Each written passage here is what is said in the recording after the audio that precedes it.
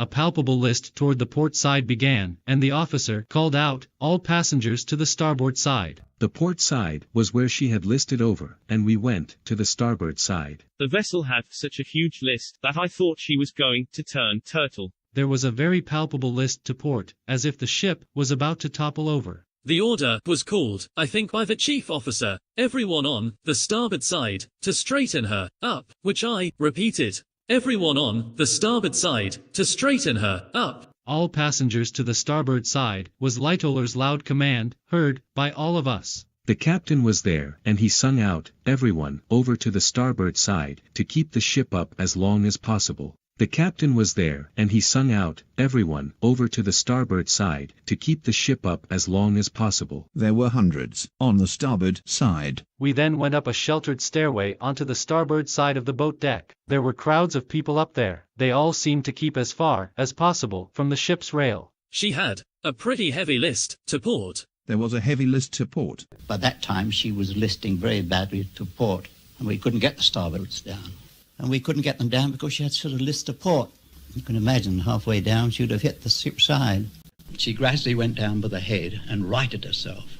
Then we were able to get those boats away. She gradually came out of her list to port, and if anything, had a slight list to starboard. I think the ship righted when the order was given to the passengers to go to the starboard side. I am under the impression that a great many went over, and the ship got a righting movement and maintained it, and then the passengers came back again in great numbers. And then the passengers came back again in great numbers. The ship began rocking a little bit, and we could feel it list and move. We hurried out to the promenade. You mean to say the shifting of the passengers on the deck would affect the list? Yes, my lord, at that height, and with that number of passengers, I think it would. She had gone a little more to port. And about being down by the head, could you tell at all? I did not notice anything. I did not notice her being much down by the head. Do you mean that the list to port was more serious than? I thought so. Than being down by the head? I thought so, yes. Did you notice when you rowed away whether the ship had any list? Yes, the ship had a list on her port side. Did you notice whether she was down by the head? No, I did not notice. Did you notice whether she appeared to be going deeper into the water, forward? Did you notice that? No.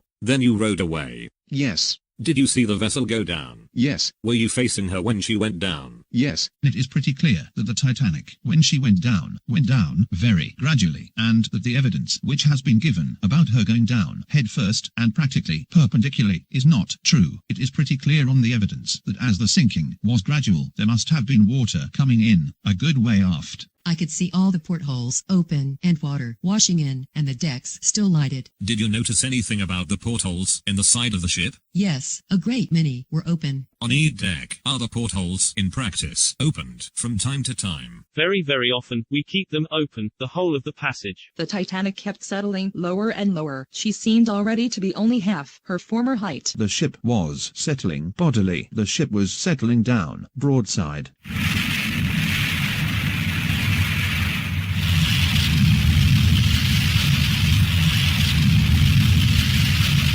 You could see that our stern was getting pretty low in the water. You spoke of a list to port, I think. Yes. At the time that she put the bridge under water, was the list considerable? Yes. At this time it was almost impossible to walk on the deck without you caught hold of something, owing to the ship heeling right over. We were trying to fix up a collapsible boat. When she gave the first signs of going under, there seemed to be a tremble run through the whole of the ship, and the next thing we heard were loud reports inside. It appeared to us that when the ship had listed heavily to port, the engines fell out and crashed through the side. Occasionally there had been a muffled thud or deadened explosion within the ship. Now, without warning, she seemed to start forward, moving forward and into the water at an angle of about 15 degrees. This movement, with the water rushing up toward us, was accompanied by a rumbling roar, mixed with more muffled explosions. It was like standing under a steel railway bridge, while an express train passes overhead, mingled with the noise of a pressed steel factory and wholesale breakage of china. The big boat could be plainly seen. She parted in the middle. There was an awful roar, followed by violent explosions. The whole steamer seemed to rock and steady herself for the final plunge.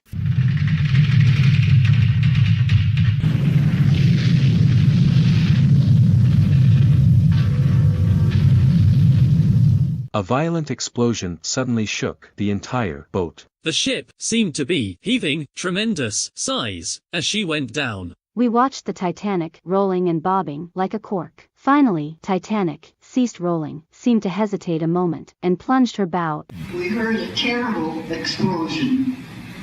And as all of you know, the Titanic had 4 funnels.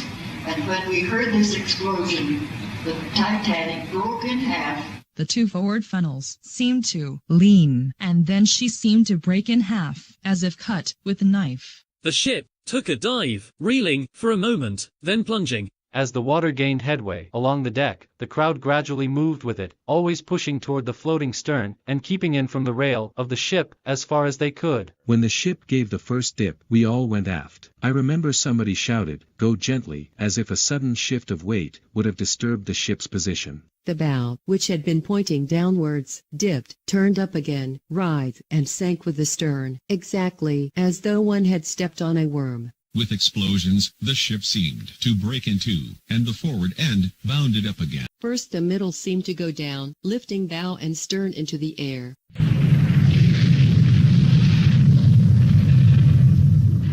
With the first report of that explosion, I saw the after part of the ship giving a tremble like this, and I thought by the after part going up like this and giving a bit of a tremble that the bow had fallen off. I might be wrong. But that was your conclusion from it? Yes. When the after part gave this tremble, where were you then? In the water, right before the forward funnel. Did you notice whether the lights of this after part were still lighted or not? There were lights burning then. Could you see that? Yes.